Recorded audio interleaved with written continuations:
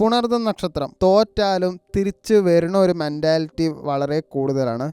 എത്ര പ്രശ്നം വന്നാലും നിങ്ങൾ വീണ്ടും എഴുന്നേറ്റ് തന്നെ നിൽക്കും. ഒരു തോൽവിയൊന്നും നിങ്ങളെ കാര്യമായിട്ട് തകർക്കാറില്ല. എപ്പോഴും പോസിറ്റീവായിട്ട് തിങ്ക് ചെയ്യാൻ നിങ്ങൾക്ക് പറ്റും.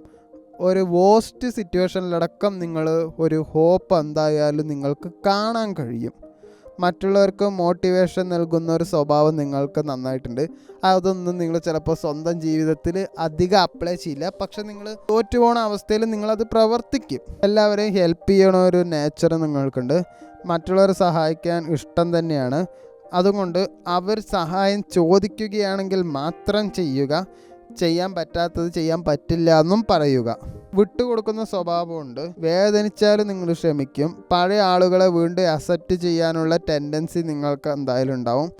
ഫാമിലി അറ്റാച്ച്മെൻറ്റ് നന്നായിട്ടുണ്ടാവും. കുടുംബത്തോട് വലിയ അറ്റാച്ച്മെൻ്റ് ആയിരിക്കും.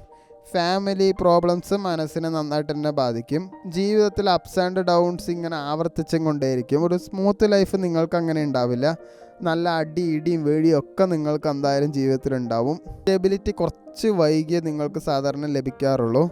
സാമ്പത്തികമായിട്ട് മണി ഹാൻഡിൽ ചെയ്യാൻ നല്ല കഴിവുണ്ട്. ഏൺ ചെയ്യാനുള്ള കഴിവ് നിങ്ങൾക്കുണ്ട്. പക്ഷെ പ്ലാനിങ് കുറവായാൽ സേവിങ്സ് നന്നായിട്ട് തന്നെ നിങ്ങൾക്ക് കുറയും. ഫെബ്രുവരി മാസത്തിൽ കാര്യങ്ങളെല്ലാം സ്ലോ പ്രോഗ്രസ് ആണ്.